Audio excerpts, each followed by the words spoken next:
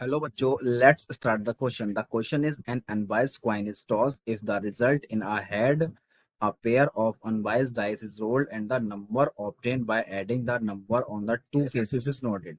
If the result is a tail card from a well-shuffled pack of 11 card number 2, 3, 4 to 12 is picked and the number on the card is noted. What is the probability that the noted number is either 7 or 8? अब इस question के की concept के बारे में यहाँ पे discuss कर लेते हैं हम कि कॉन्सेप्ट। तो इसमें एक बेसिक हमारे पास कंडीशन है फॉर इंडिपेंडेंट इवेंट के लिए कि probability of A intersection B है।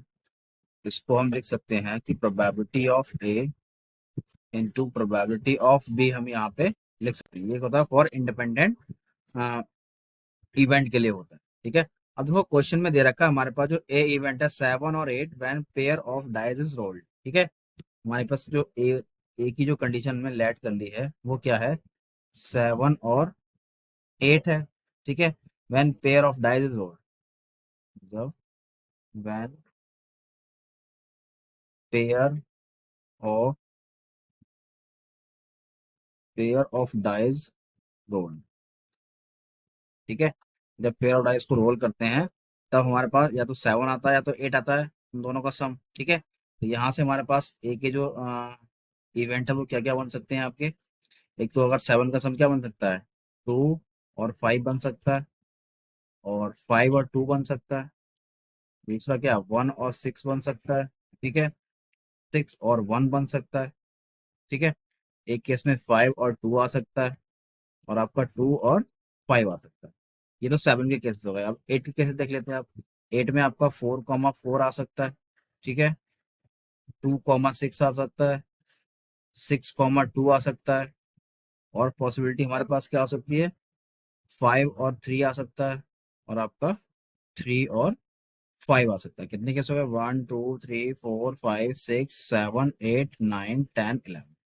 टोटल आपके कितने हो गए, 11 फेवरेबल केस हो गए। और प्रोबेबिलिटी ऑफ ए की बात करेंगे तो यहाँ से मुझे कितना मिलेगा, 11। अब पेयर ऑफ टू डाइज हैं तो मतलब टोटल जो केसेस कितने हो जाएंगे इसमें, आउटकम 36 मिलेंगे। ठीक है, तो हमने प्रोबेबिलिटी ऑफ ए की निकाल ली। अब जो बी का केस है उसमें क्या बोला है, वेल सफल्ड बोला कि 7 और 8 है। ठीक है, from pack of card, from pack of card. ठीक है, तो इसमें हमारे टोटल कितने होते हैं आपके, 11 होते हैं, यानी कि 2 से स्टार्ट होते हैं, 2, 3 डैश डैश ऑफ 12। ठीक है, टोटल आपके कितने हो जाएंगे, 11 हो जाएंगे। तो प्रोबेबिलिटी ऑफ बी का निकालेंगे। अब दो ही हो रहा है, या तो 7 आ रहा है या तो उसमें 8 आ रहा है, यानी कितना हो जाएगा, 2/11 हो जाएगा। ठीक है, और यहाँ पे हमारे पास अगर हम हेड की प्रोबेबिलिटी की बात करें, देखो अगर प्रोबेबिलिटी की बात करें तो या तो हेड आएगा या तो टेल आएगा। टोटल हमारे पास कितने हैं, दो ही इवेंट हो रहे हैं। ठीक है, तो प्रोबेबिलिटी ऑफ हेड की बात करेंगे तो क्या मिलेगा, 1/2 मिलेगा। ऐसे ही प्रोबेबिलिटी ऑफ टेल की बात करेंगे तो यहाँ से क्या मिलेगा, 1/2 मिलेगा। ठीक है, अब हम क्वेश्चंस की तरफ बढ़ते हैं। तो रिक्वायर्ड प्रोबेबिलिटी हमारे पास क्या मिल जाएगी, रिक्वायर्ड प्रोबेबिलिटी,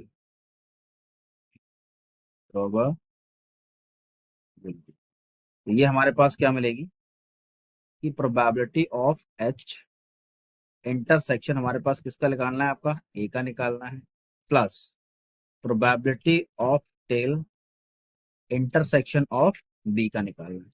अब हमारे पास एच और ए क्या है, इंडिपेंडेंट इवेंट है, तो इसके बेसिस पे हम इसको ओपन कर सकते हैं कि probability of head into probability of A, plus ऐसे ही टी और बी भी हमारे पास इंडिपेंडेंट इवेंट है, तो प्रोबेबिलिटी ऑफ टी, और यहाँ पे क्या हो जाएगा, प्रोबेबिलिटी ऑफ बी हो जाएगा।